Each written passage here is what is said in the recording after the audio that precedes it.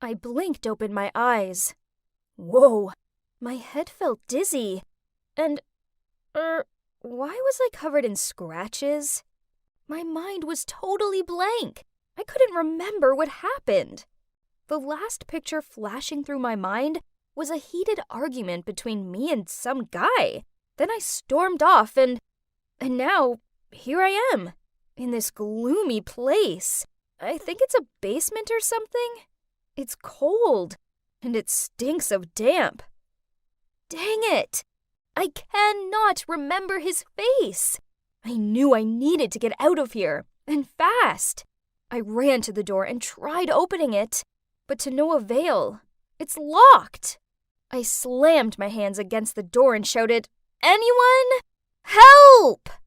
I could hear footsteps approaching, so ignoring my throbbing palms and burning throat, I banged on the door and screamed out, "Open the door!" Oh my God! It's him! The guy I'd been arguing with before! He was holding a sandwich and smiling gently at me. "Oh, Alice, my puppy. Are you awake? I thought you might be hungry." "Who are you? You brought me here, didn't you? What do you want?" He looked confused, then sadly blurted out, "Oh no, honey. You must have memory loss from the accident. It's your Josh here. I'm your boyfriend." I squinted at him. He did look familiar, but what boyfriend? What accident? He showed me the photos on his phone. OMG! That was me with him, and we looked so happy together. But why can't I remember anything? I hit my head with my hands in frustration, while Josh just stood there against the wall staring at me and giggling. So maybe this Josh guy was my boyfriend, but that didn't explain why he'd locked me up in this dungeon. This wasn't a normal boyfriend thing to do. I rushed to the door, but he grabbed me in his arms. "Let me out! You definitely have some wicked intention going on bringing me here." I scowled. "Oh my gosh, Alice, you've been watching too many movies. Do you really not remember anything?" I gave him a clearly not look, then folded my arms. "I guess the accident was pretty intense. We argued, then you insisted on driving while you were drunk, and then caused a fatal accident. Never mind. I think we shouldn't go in too deep about that right now. It must be traumatizing for you. But that's why I decided to bring you here, so the cops wouldn't arrest you." What? Why couldn't I remember such a horrible thing? But looking at all the wounds on my face and body, maybe everything was exactly like what Josh said. No! I have to confess. I stuttered in tears. "Are you crazy? Do you want to go to jail?" But... Alice, no buts. I'm gonna protect you and keep you safe." This was a lot to process, so in a moment of panic, I found myself agreeing to his crazy plan. Josh said this was an emergency bunker back from his grandfather's time. Sure thing. I mean, it sure smelled musty. There's not even a window, just a flickering wall light. It felt like I was in a horror movie. Josh also told me that he'd taken my phone off me, so the cops wouldn't be able to trace it and arrest us both. And that's it. Every morning, noon, and night, Josh would bring me food and talk to me about his day. "Puppy, I'm home." Puppy? Oh, it sounded cute at first, but I soon became allergic to that word. "Hey, puppy, eat this. Puppy this, puppy that. Puppy, puppy, puppy." I was so fed up with the word puppy that at times I actually thought I was nothing more than a pet to him. Then each night, he insisted on rubbing my back so I'd fall asleep more easily. Sounds nice, right? But no, it wasn't. He rubbed it really hard, and when I asked him to stop, he just laughed. Obviously, he wasn't doing it to make me feel better, but regarded it as a pastime. Ugh! And that's not all.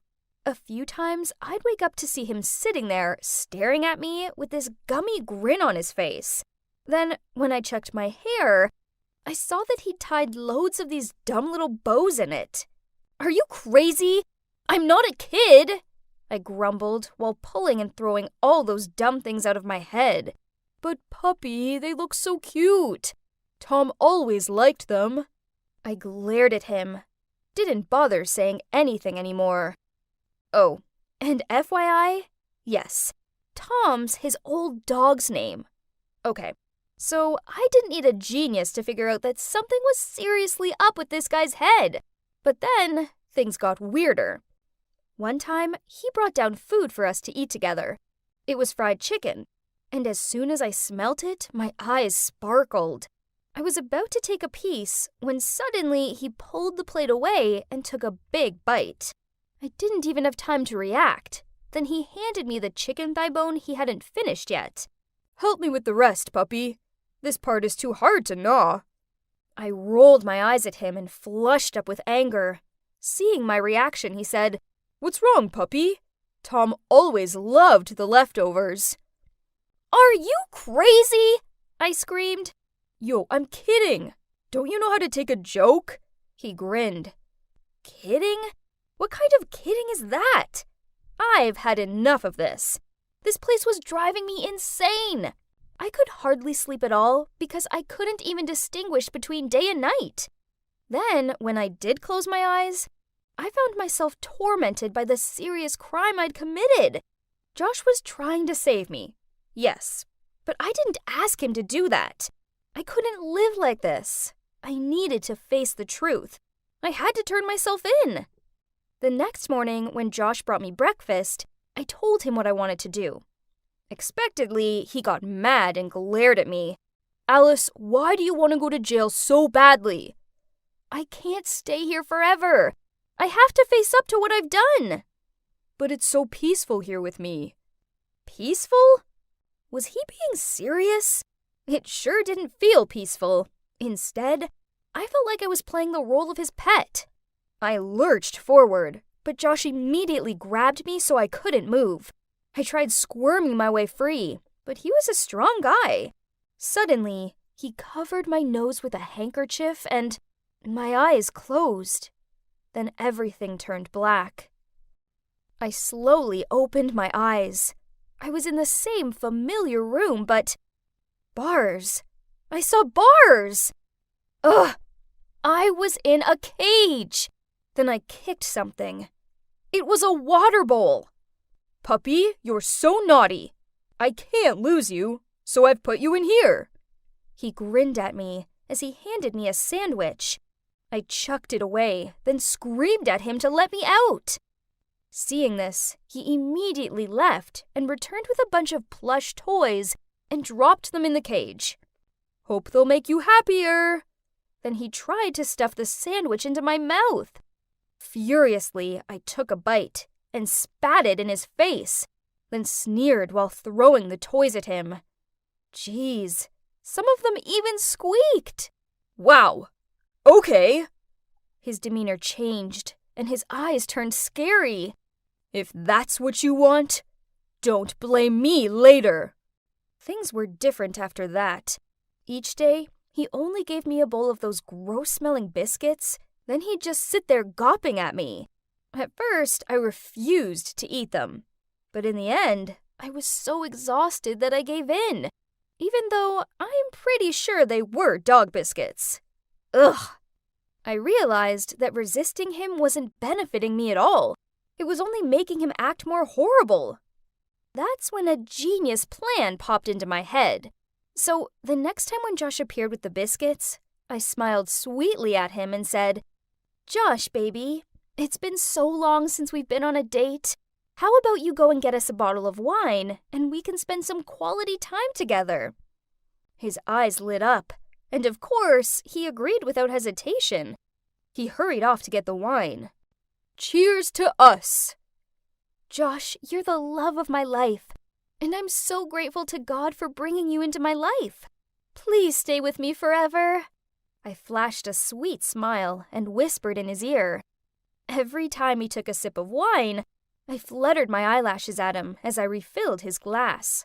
To say I'm a Hollywood actress with an Oscar-worthy performance would be an understatement. Soon, Josh was so drunk he went cross-eyed. He fell to the ground before I even finished pouring him the last glass of wine. Seizing the opportunity, I stepped over him to get out, when suddenly, a hand grabbed my ankle. Oh no, I'm screwed! My heart felt like it was about to jump out of my chest. I immediately turned around, ready to fight him when, well, it turned out he was just dreaming. Phew. Thank God. I gently pulled my foot free and immediately dashed out of there. I climbed up the stairs to a living room where I found my phone left on the table. I quickly grabbed it and ran out of that horrible house. My legs trembled, and I felt like they might give away beneath me at any second. But somehow, I managed to find the inner strength to keep on running. I couldn't use my phone as it was out of battery, and I was too disoriented to figure out where my home was. So, when I stumbled upon a police station, I walked toward it. I took a deep breath. This was a tough decision.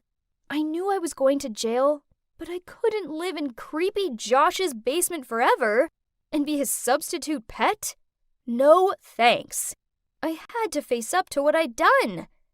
Sir, I'm here to confess.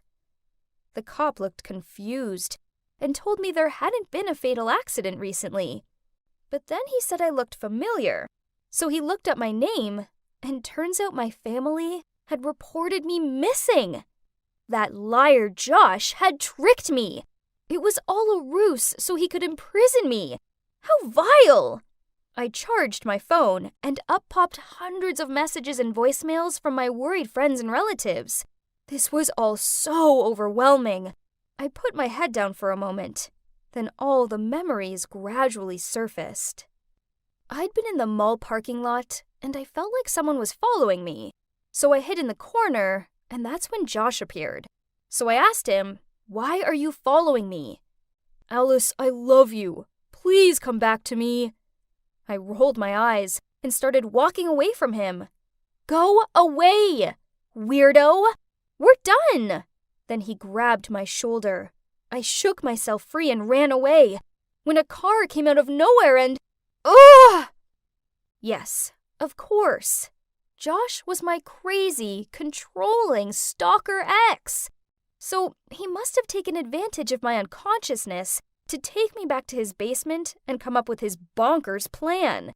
Then to make things even easier for him, I ended up with memory loss. Typical! It was a nightmare. But thankfully, it's over now. The cops took my statement, and soon after that, my family came to pick me up. They all burst out crying, and we hugged each other tightly. It's taking a while to get back to normal life after all the trauma, but I'm getting there. I do want to vomit whenever I hear anyone say the word puppy. Ugh. However, this didn't stop me from getting my own rescue dog, Lily the Corgi, and I never put bows in her fur. As for Josh, well, he was convicted for false imprisonment and has to stay in jail for 4 years. Who's in the cage now? Serves you right.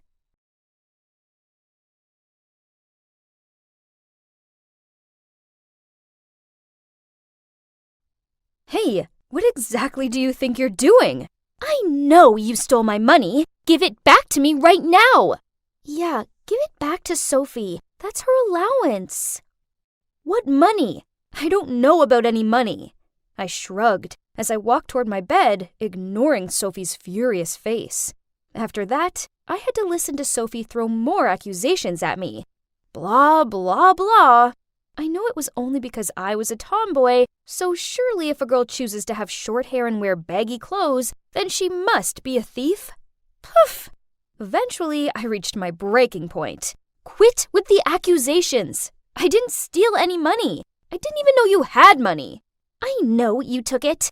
If you don't return it to me this instant, then I'm gonna tell Miss Hopkins. Her idle threats didn't bother me, so I just flopped down on my bed and played on my phone. Talk about a heavy atmosphere. Ugh! Then I saw them all frantically checking their phones and giving each other confused looks. So I took an earpod out and heard a phone ringing from over by Sophie. Isn't that your new phone, Sophie? Why don't you pick it up? What? No! Sophie stuttered, while Bella and Carly stared at her, all confused. I walked over to Sophie's bed, lifted the pillow, and yep, there was a brand new iPhone 13 Pro Max. So, Sophie, if there's nothing wrong with your brand new phone, then why did you feel the need to hide it so badly and not answer my calls? She nervously chewed on her nails, then blurted out, "Fine, I spent all my allowance on a new phone. I knew my parents would be livid that I spent it so quickly, so I thought it'd be easier to blame you, since you're new and look kinda intimidating." Nice. I stared at her. You could have, found someone dumber to mess with, as I already see right through you and your dirty schemes. But whatever. Girls, I'm sorry. She gave Bella and Carly pleading looks. Please forgive me. They both shook their heads and told her that she'd have to ask Miss Hopkins, the dormitory supervisor, for a room change, else they'd tell everyone what she did. So Sophie angrily packed, then moved out. When the room was Sophie-free, Carly and Bella apologized to me, then helped me tidy up my stuff. I smiled at them. No worries, it's cool. After that, they wouldn't quit complimenting my clothes and style, and how smart I was. This was flattering and all, but I kept my chill exterior. That weekend, the school took us out on some woodland activity day. Our teachers organized a treasure hunt and divided us into groups. I ended up with Carly, Bella, and these two other girls. The teacher handed Bella the map, and she held it up the wrong way. I think this map's broken. I chuckled, took it off her, then using the first clue we'd been given, I quickly found out that we needed to walk 100 steps east and find a tree by the lake. Turns out, all of the other clues were as easy peasy as the first one. And soon we'd finish the game. In first place. Everyone was gawping and clapping at me. Poof, it's just a piece of cake. We were on our way back to the dorm room when Carly sidled up to me and said, "Hey Sam, you did great today." Oh, it's nothing. Puzzle games are my cup of tea. Hey, I have an idea. Let's form a detective team, as our school still has a few cases unsolved. That's a good idea. With the Sherlock Holmes minds of ours combined, nothing is impossible. Then the three of us looked at one another and laughed. I gave a nod in agreement. I mean, a detective agency sounded kind of fun. And that's how the CSI detective team was born. It stands for Caroline, Samantha, Isabel. Of course. At first, everyone laughed at us because they thought this group was nonsense. But then, the math exam was stolen, and through our expert investigation skills, we linked it to none other than Aubrey, the top student in the class. Hey, we even caught the creep who broke into the school to spy on the girls. And it was only a matter of time till everyone began to recognize our talents. One day, the three of us were standing at the locker when a series of message alarms rang out. It turns out that our school's confession page has a new post claiming that Liam, the most popular boy at school, was seducing, then defrauding numerous girls. They also posted some of the love notes Liam had slid into the girls' locker to manipulate them into giving him money. The message showed, "I can't wait to take you on a special date, but my debit card won't work. If you lend me yours, I'll make our date unbelievable. I promise. X." OMG, this is unbelievable. At that moment, I felt a tap on my shoulder, and I turned around to see a sullen-looking Liam standing there. "Please, you've gotta help me. These are all false accusations. Please help me find out who did this." And of course, all of us nodded immediately. No one would refuse to help a boy as cute as Liam. Oh, I mean, we're the school's famous detective team, so how can we ignore this? Right? Yeah, right. I rolled my eyes. I didn't blame Carly for liking Liam. I mean, everyone likes him. I guess even I did. Bella then interrupted my daydreaming. Come on, guys, let's focus on our job. I think the person who did this must have some kind of grudge against Liam. Everyone agreed and started investigating, which led me to sneak into Liam's dorm and rifle through the bin. Bingo! I found a scrunched up piece of paper with the messages Liam had supposedly sent to his victims, scrawled in green ink. Then, who should just so happen to have green smudge on their hand but James, one of Liam's roommates. It turns out, James did this just because he was jealous of Liam's popularity. How petty. Well, this success certainly made the detective group more credible. We actually had our own fan base, and I was always overhearing other kids talking about us in a good way. Best of all, Liam was so grateful to us that he started hanging out with us more. We even went to the park with him one weekend, and he bought us all ice creams. Carly kept on flicking out her hair and giving him doe-eyed looks, while, being the chilled girl I am, I kept it at a smile and a thanks.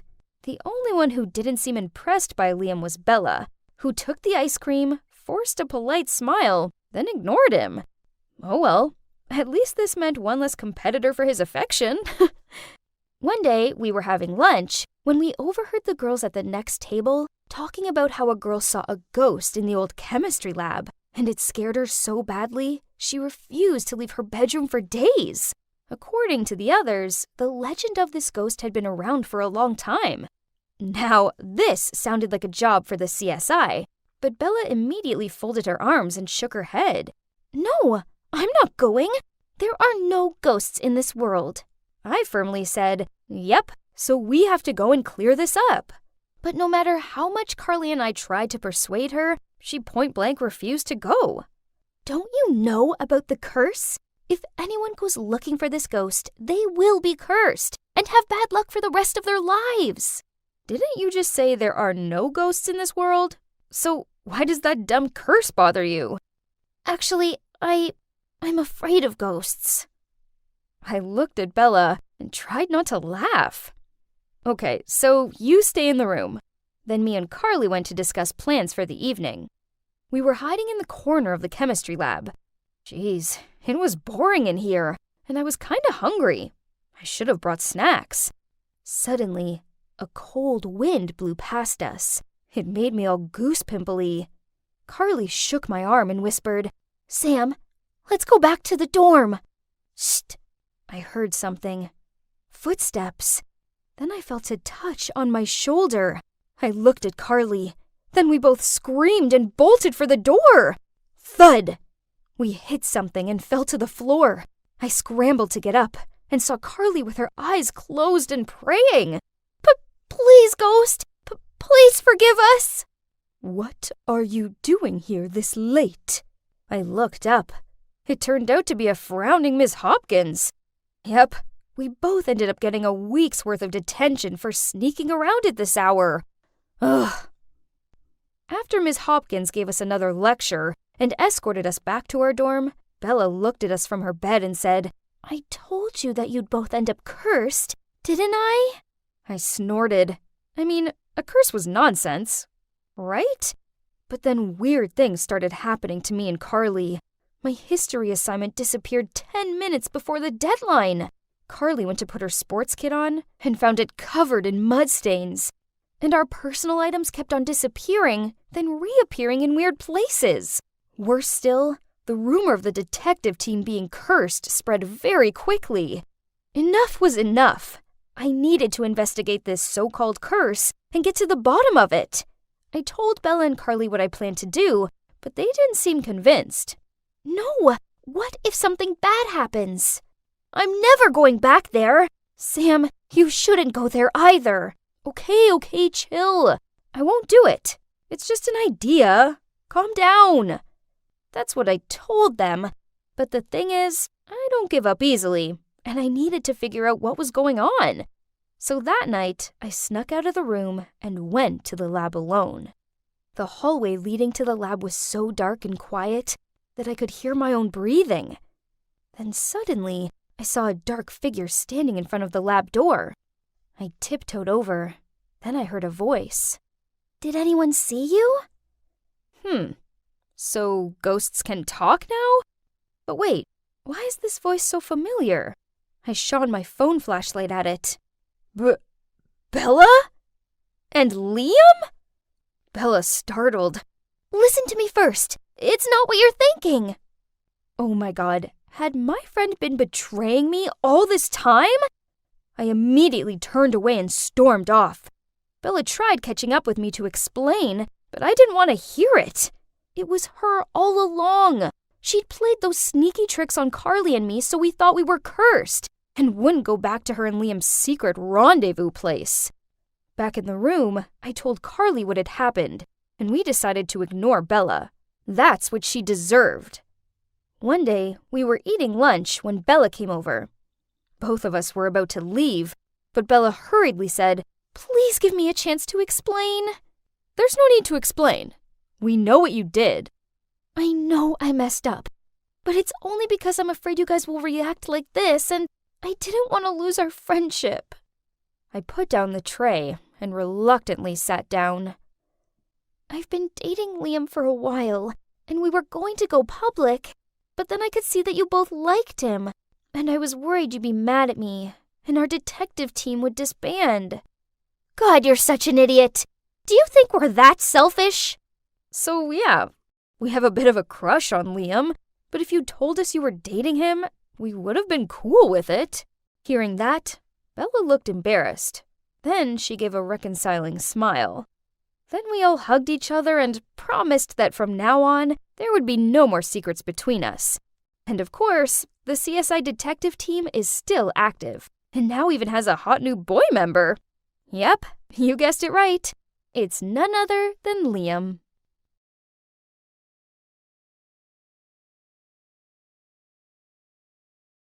Hi, Mia here. Not to brag, but since childhood, I've always been kinda a genius. I've already stacked up over 20 science-based awards, and by adding this one more trophy into my collection, I even got to skip a grade.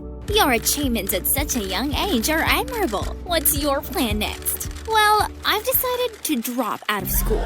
Yep, that's my plan. With as impressive of a profile, I'm just one research paper away from being accepted onto the Space Up Astronomical Research Program. Why waste time on boring classes, right? But Mom and Dad didn't like the idea of me not graduating. So after a lot of compromises, I did get to move to Quebec with my grandparents for a year. But I still had to go to school there. And voila! Here I am in Canada, ready to conquer my dream. But why was there this angry crowd in front of my new home?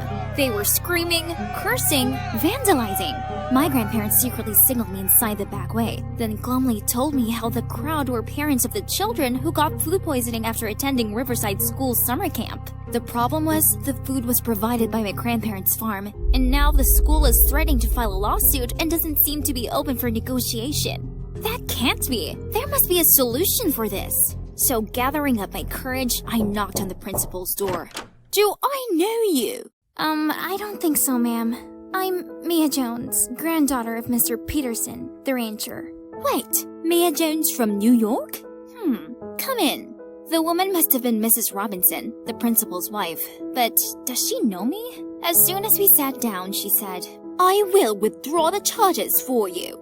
Oh, ma'am, really? I knew we could sort this out amicably. Oh, but my sweet child, I don't do charity. I know what you're capable of, so I will only drop the lawsuit if you make my daughter the top student at school. In other words, you'll exchange all test results with her. What do you think?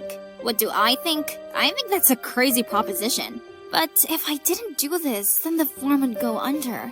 So, with a reluctant nod, I agreed. Then I was immediately taken to meet her daughter. I was expecting someone snooty and spoiled, but to my surprise, this super smiley girl greeted me. "Hey, I'm Eliana, but just call me Elle. I'm so sorry about my mom. She's got it into her head that I need to excel at school, since my dad is the principal."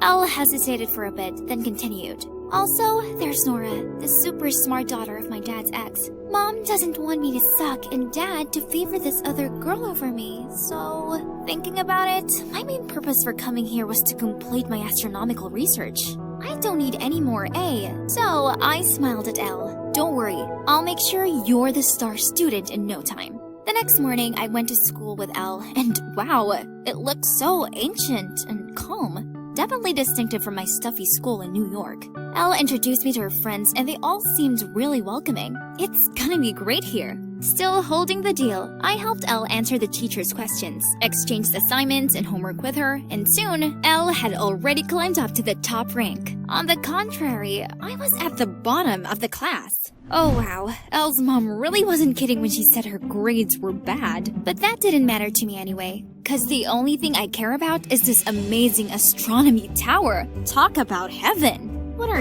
you doing here? I turned around to see Nora, the girl Elle had mentioned before, who is also the astronomy club's president. Hi, I'm Mia. I want to be part of your team. I have experience in studying astronomy and… Stop blabbering. Your grades suck, and we have a strict no idiots allowed policy. I told Nora to at least give me a chance to prove myself, so she sat me down and sniggered as she handed me an astronomy test. Easy peasy, I got all the answers right in just 10 minutes. But instead of welcoming me into the club, she accused me of cheating. Ugh!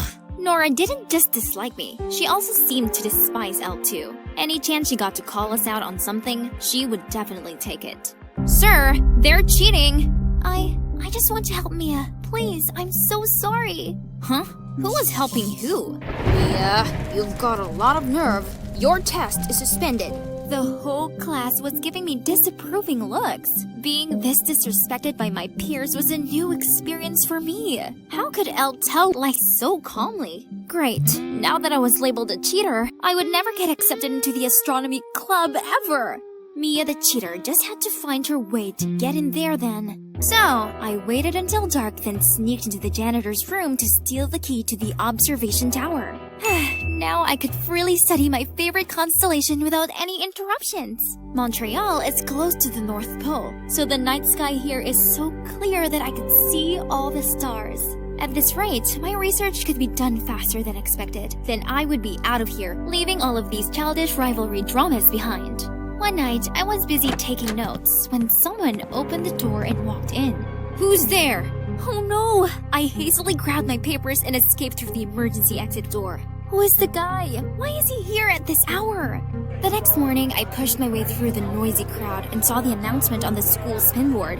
The astronomy club warned outsiders not to use the observatory room and that there would be severe punishment once the recent trespasser was discovered. Shoot, the guy from last night must have snitched on me. Turned out the snitch was Brandon, the new transfer student, and also the grandson of the founder of Space Up. It's a shame the incredible Sir Edward Foster's grandson was such a smug jerk. But that didn't stop all the girls from going cuckoo crazy for this Brandon guy. The ironic thing is, he kept on coming over to me and talking about astronomy. Huh? Doesn't everyone here see me as an insignificant kid? Is this yours? Brandon said while holding out a piece of paper. Oh my, this was part of my astronomy research. Did I drop it in the tower that night? But how did Brandon know it was mine? Flustered, I quickly made an excuse and left. I couldn't stop worrying about Brandon finding out I was the one who used the observatory room. If anyone knows about it, it'd be an instant suspension. I was busy thinking when suddenly the whole class burst into applause. As it turned out, they were praising my excellent essay on constellations. Well, it's known as Elle's essay now. Then the teacher turned to read the class's worst essay. My favorite star is Justin Bieber. Every time I see him, I think if only he was my husband. Everyone started laughing. No prize for guessing whose name was on this one. Mia, I suggest you learn something from your friend Elle. I turned to look at Elle and saw her smug face. She even joined in with the others to make fun of me. Was she really that stupid to write that essay? Or did she intend to embarrass me? When I got home, Elle was already waiting on the porch to apologize to me. I helped you as promised. Shouldn't your mom keep her promise too? Get the lawsuit dismissed now, then I'll help you finish your final exam successfully. Else, I'm not doing it. She's on it, Mia. Don't worry. I know you're leaving after a year anyway, and I also know that you're the one who snuck into the observatory. So, if you want to leave peacefully, at least help me and Brandon to get together. You and Brandon? But what does it have to do with me? Elle then told me that Brandon was so impressed by her astronomy essay that he asked her out to discuss it further. But of course, she knew nothing about it, so she had a plan. I'll have my AirPod on, and you gotta stay on the line with me throughout the date so you could tell me the answers to his questions. If we become official, I'll buy you that telescope you bang on about so much. You know, that thingy-majiggy. Celestron! Celestron telescope! Oh man, she really knew my weak spot. Alright then, we have a deal. That weekend, Elle and Brandon went for a walk in Jerry Park while I stayed at home eavesdropping on their conversation through the phone. I see you have a passion for the astros, so why didn't you join the astronomy club? Just 'cause I'm busy with my studies, and I also have piano practice, you know. Really? Oh, in the paper, you mentioned the black hole Sagittarius A. You seem to have done a lot of research about it. Could you tell me more? Although Elle seemed frantic having me put words in her mouth, everything went pretty smoothly. Only one thing. The more Brandon and I talked, the more I realized we had so much in common. Even if it was through Elle, I still felt a connection with him. I thought everything was going well between them, but no. One day, Elle came to me in a fit of anger and said Brandon had turned down her love confession. I want you to go talk to him and figure out why. I need to know the reason. What? Why don't you just ask him? Because I'm me, Eliana Robinson. I don't ask such embarrassing questions. So I was the one who had to make the embarrassing move? Also, call me. I want to hear it myself. Gosh, this bossy girl. And so I had to drag Brandon to the quiet rooftop while my phone was secretly on a call with Elle so she could follow the conversation. Okay, let's get straight to the point. Why did you reject Elle? Because I like someone else? If you already like someone else, Then why hang out with her? Because only when I go out with Elle, I can talk to the person I like. It's disappointing though. Why don't you recognize me? I quickly ended the call hoping Elle didn't understand what was going on. He already knew I was behind Elle's words all this time? it turned out Brandon had met me once in the city's ranking contest for students in 6th grade, in which I surpassed him and won the first prize. He'd never met a kid smarter than him in astronomy before, so when he saw me again at school, he instantly recognized me. Only, he couldn't understand why my score was so low. Brandon wanted to talk to me, but he said that all he received was a cold shoulder. I felt a bit guilty, but it's all because he told the school administration I snuck into the astronomy room. But it turned out Nora was the one who reported me. Nora was there at the time too. By the way, why do you have to do Elle's homework? I told Brandon about my contract with Mrs. Robinson and apologized for not thinking about his feelings when I agreed to be behind his and Elle's date. I see. Follow me. There's something you should know. Brandon took me to see Nora. She didn't welcome me at first, but when Brandon told her about my secret, Nora immediately changed her attitude. I should've known. Someone like Elle couldn't make such progress. She and her mom are deceiving everyone again. Then, Nora told me how she was secretly investigating the food poisoning case because, on the day of summer camp, she saw Mrs. Robinson and Elle doing something shady in the school kitchen. Why should I trust you? Elle told me that you have it in for her, so maybe you're just trying to ruin her life. Please, why do I have to do that? Believe it or not, your precious best friend is trying to embarrass you in front of the whole school. What is this? In the lecture hall, Elle was sitting in front of a screen which said, "Mia's grandpa poisoned us?" We rushed to the lecture hall to find her there, telling people that my grandparents were the ones that catered spoiled food, and that I had no shame copying her works, cheating many times, and even stealing Brandon from her while they were dating. So she must have figured out that Brandon liked me, huh? Even so, why didn't she talk to me directly? How dare she make things up about me and my family? Before I could do anything, Brandon changed what was on the screen to a video of me winning the Young Minds Intelligence Contest. Everybody started buzzing when they recognized who I was. Someone even spoke loudly. I watched that show! Is that really Mia? Elle's face turned pale as people started doubting her. Then Nora snatched the mic from Elle's hand and said, "So, now we've made it clear that Mia isn't dumb at all. Then what about the poisoning at the camp? Did anyone find it strange how only Elle and her mother showed no sign of poison symptoms that day? That's cause they were the ones who poisoned the food and blamed it on Mia's grandparents." The screen continued to show a clip of Elle's mom looking shady as she spoke to some man. She did all that just to ruin Mia's grandparents' good reputation. Then she would hire this man to buy the farm on her behalf for a ridiculously low price. What did you say? Oh my god, the principal has been standing at the door and witnessed everything. Everyone, out! When there were only 4 of us left in the room, Elle furiously shouted, How dare you? You're just the outcome of your cheater mom, remember? Don't play dumb with me. You're well aware that my mom didn't cheat on Mr. Robinson, and that your mom is the one who lied to him to ruin his and my mom's wedding. And then what? Lying again that you're his daughter to force him to stay with her? You and your mom are awful people. Mr. Robinson stood in between them and stopped the argument. Oh, he didn't look too well either. Turns out he already knew Nora's mom was wrongfully framed and didn't cheat on him at all, and that's why he always tried to make it up to Nora. But learning that Elle wasn't his daughter was one big bombshell. After knowing what his wife and daughter did, he decided to resign. He made amends with Nora's mom and they're giving it another go. After the truth came out, Elle and her mom left without a trace. I say, good riddance to bad news. My grandparents were cleared of the food poisoning allegations and now their business is booming again. With Brandon and Nora's help, I collected enough data and finished my assignment with flying colors. Now to quit high school and pursue my dreams. Just kidding. I'm just going on a short trip to Montmegantic National Park to see the Northern Lights with Brandon and Nora. I've decided to stay and finish high school here, so I can continue pursuing my passion for astronomy with my two soulmates by my side.